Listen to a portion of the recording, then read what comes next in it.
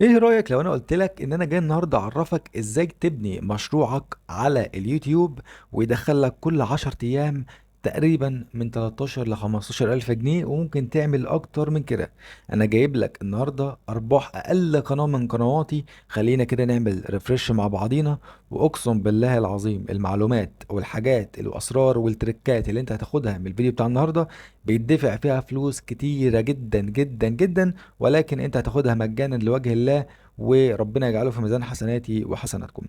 القناة اللي قدامكم دي بدأت يعني تجيب أرباح أو تحقق ربح من يوم 10 لحد يوم 17، وفي خلال الأيام دي عملت لي 268 دولار، يعني في خلال 10 أيام عاملة بما يقارب ال 13 أو ال 15 ألف جنيه، وده ربح محترم.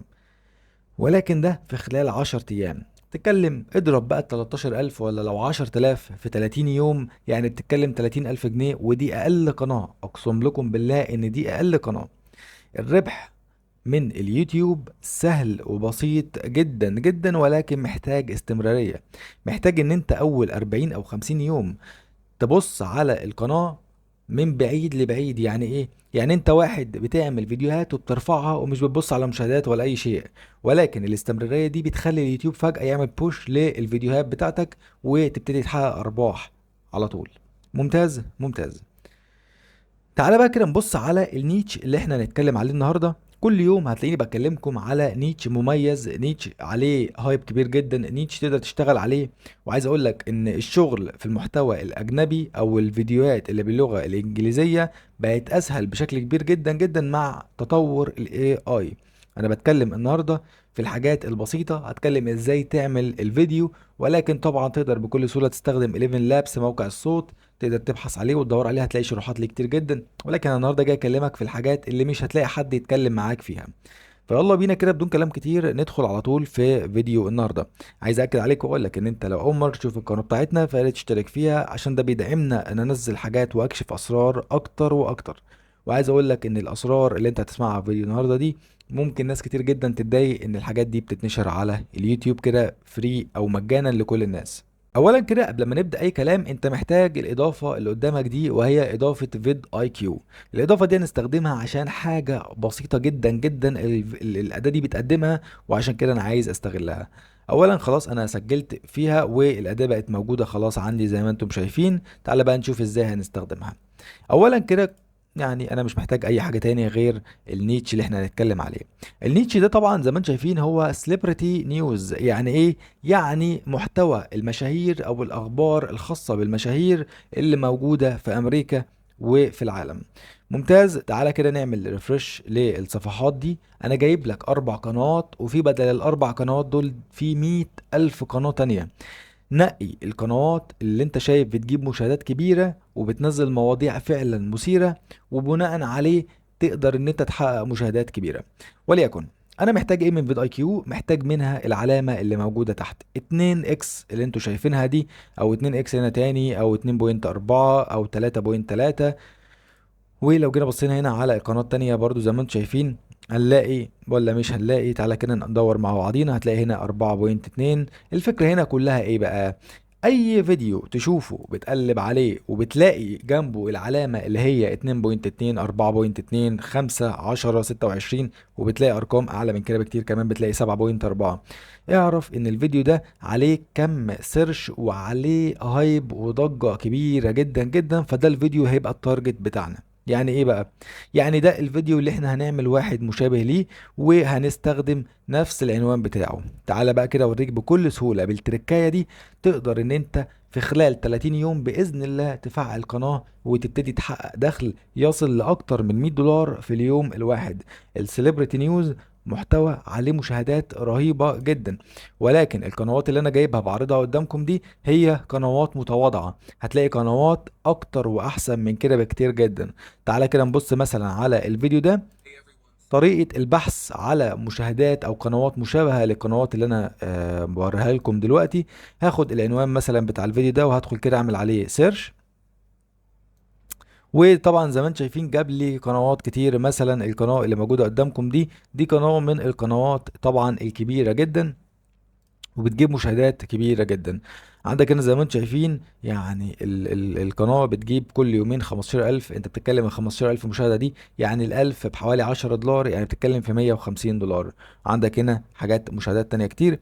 كل اللي احنا هنعمله ان احنا هندور على وليكن فيديو يكون متماشي مع الدين بتاعنا، يكون متماشي مع الإسلام بتاعنا، ان ما يكونش فيه عري، ما يكونش فيه حاجة خليعة. واللي هيعمل اي حاجة خاصة بالموضوع ده يعني انا بخلي مسؤوليتي منه. تمام تمام. وليكن هنقول مثلا تعال نشوف فيديو يكون عليه مشاهدات كتيرة وعليه علامة الإكس، أو مش شرط يكون كتير، يعني ممكن ما يبقاش مشاهدات كتيرة بس عليه علامة الإكس اللي هي موجودة قدامنا دي. ده كده بيبقى تعرف إن حتى لو قناتك صغيرة الفيديو هيطير وهيجيب مشاهدات. طيب خلينا كده نبص مع بعض. أهو وليكن الفيديو ده مثلا عليه علامة الاكس. هاخد كده الفيديو وهدخل عليه، وبكل سهولة هاخد برضو العنوان وهجرب ان انا اعمل سيرش بالعنوان ده، يمكن الاقي فيديوهات او قنوات تانية افضل بجايبة مشاهدات اكتر. وهروح نازل بكل سهولة طبعا على السكريبشن، وهختار الترانسكريبت، ادوس كده على كلمة شو ترانسكريبت. وبعدها كده زي ما انتم شايفين يعني هيفتح لي هنا الكلام الترانسكريبت ده، الكلام اللي موجود او الكلام اللي متقال في الفيديو. تقدر ان انت بكل سهولة تاخد الكلام ده كوبي. طيب لو مش عارف تستخدم الكلام ده او مش عارف تاخده كوبي، كل اللي عليك هتعمله انك هتدخل كده تكتب هنا يعني ترانسكريبت يوتيوب مثلا. هندوس كده. اول ما بنعمل كده هيفتح لي هنا صفحات ومواقع كتيرة جدا جدا. هدخل على اي موقع منهم، اي موقع يعني مش شرط موقع معين. وليكن خلينا نخش في الموقع الاولاني ده، واروح دايس هنا كده اخد اللينك بتاع الفيديو اللي احنا طبعا استخدمناه، وهضيف هنا طبعا اللينك وادوس على كلمة جيت فري. بعدها طبعا على طول بيجيب لي الكلام اللي اتقال في الفيديو بشكل سلس وبشكل بسيط جدا جدا طبعا زي ما انتم شايفين. نيجي بقى للنقطة الأهم، والأهم نقطة لازم تركز معايا فيها، وهي طبعا زي ما انتم شايفين البرومبت اللي موجود قدامكم ده. البرومبت ده البرومبت السحري من وجهة نظري. هناخده كده كوبي، وهنفتح الكينج بتاعنا. وهو ايه الكينج ده؟ هنفتح شات جي بي تي. خلينا كده نحدد كل الكلام وناخده كوبي، ونروح على شات جي بي تي. طبعا زي ما انتم شايفين هنضيف هنا الترانسكريبت ده وهنعمل انتر، وهيقعد يحمل معانا. هنا كده خلاص بيقول لك انا فهمت اللي انت عايزه، وابعت لي الترانسكريبت بتاع الموضوع اللي انت عايزني اعمل زيه. هدخل كده هنا على يعني زي ما انتم شايفين على الترانسكريبت بتاعي هنا اللي انا جبته من الموقع ده، واروح طبعا واخده كده كله كوبي بكل سهولة، وادوس كده كوبي. وهاجي هنا على شات جي بي تي. طبعا تعالى كده نشوف شات جي بي تي، وهضيف له كده الترانسكريبت ده. وكده خلاص المفروض ان شات جي بي تي فهم الموضوع بتاعي، وكده خلاص هيبدأ ان هو يعمل لي سكريبت متماشي مع الموضوع اللي انا طالبه، او الموضوع اللي عليه ضجة كبيرة جدا في اليوتيوب وسيرش كبير. طبعا هنا بيقسم لي الموضوع لواحد اتنين تلاتة اربعة خمسة. المفروض دلوقتي ان انا هعمل ايه؟ بحدد له القسم اللي انا عايزه يبدأ فيه، وهقول له مثلا والله وليكن ستارت نمبر 1 مثلا. يعني هاجي كده اقول له ستارت نمبر 1. المفروض ان هو هيكتب لي السكريبت المناسب للقطعه الاولى اللي هو الهوك والكلام ده كله. طبعا انا باخد الكلام اللي هو الهوك باخده كوبي، يعني ده الانترو، باخده كوبي وبروح على موقع الصوت او اي موقع تقدر تعمل منه صوت بالاي اي وتضيف القطعه. طيب خلاص ضفت دي، بعد كده هتدوس كلمه ستارت نمبر 2 وهيبدا معاك في القطعه الثانيه ثم الثالثه ثم الرابعه لحد الاخر، وكده يبقى عندك فيديو ناجح، عندك صوت فيديو ناجح. طيب هل بس كده؟ لا، هنيجي بعد كده هنا على الفيديو. وطبعا هنا عايزين بقى الصورة. هنيجي كده هنا بكل سهولة، خلينا كده نعمل سكيب للعنوان ده. وبعد ما طبعا بتعمل ال الصورة طبعا او بتعمل الصوت، لازم تعمل التحذير اللي في الاول ده. تقدر تاخد طبعا الحاجات اللي موجودة في الفيديو، ولكن ازاي؟ يعني طبعا هنا بنتكلم على ان الباك جراوند اللي موجودة في الفيديو وليكن احمر. لا، عدل انت اعمل باك جراوند مختلفة. طبعا انت شايف ان هنا الحجم بتاع الصورة صغير، ممكن لا تكبر انت الحجم شوية. المهم يكون في تعديلات. عندك هنا برضو المقابلات دي، طبعا دي كلها هنا صوت بالاي اي. يعني لو جينا سمعنا الصوت طبعا معمول بالاي اي، ودي كلها مشاهد بتتحط جنب بعض بشكل متكرر كده زي ما انتم شايفين. بتضيف المشاهد جنب بعضيها او بعد بعضيها كده زي ما انتم شايفين، وكده خلاص بتحط الساوند بتاعك، وكده يبقى عندك فيديو جاهز، فيديو تقدر من خلاله ان انت تحقق ارباح. تعالى وليكن مثلا نبص على اي قناة من القنوات اللي انا بالنسبة لي شايفهم صغيرين جدا جدا، وفي قنوات احسن منهم بكتير، ولكن مش هقدر ان انا انزلهم، لان انت لازم تبذل جهد شوية وتدور على القنوات المميزة او القنوات الكويسة. شوف مثلا، تعالى كده نخش هنا على اعلى فيديو جايب مشاهدات. طبعا عندك هنا زي ما انتم شايفين دي فيديوهات جايب اكتر من 100 اكس، ولكن طبعا فيديوهات عدى عليها سنة والكلام ده كله. انت اقصى حاجة ممكن تعملها 7 شهور 6 شهور، اكتر من كده لا، يعني اكتر من كده بلاش. تمام. وطبعا تعالى كده نشوف القناة دي مثلا بتجيب مشاهدات كام، واوريك قناة صغيرة بالمنظر ده ارباحها بتبقى عاملة ازاي. تعالى كده نبص مع بعضينا. يعني الموضوع بسيط جدا، الموضوع سهل وسلس، ومش محتاج اي جهد ولا محتاج اي حاجة، هو بس 30 او 40 يوم شغل، وبعد كده بتلاقي الدنيا معاك بقت كويسة والدنيا معاك بقت جميلة. طبعا زي ما انتم شايفين القناة دي بتجيب 1000 مشاهدة كل يوم. 1000 مشاهدة دي يعني 10 دولار، يعني بتجيب لك في الشهر 15,000 جنيه. 500 جنيه في اليوم، يعني ادي اهو 500 جنيه في اليوم اللي هي ال 10 دولار في 30 يوم، يعني 15,000 جنيه من قناة واحدة بس. طيب تعال نشوف القناة اللي بعديها.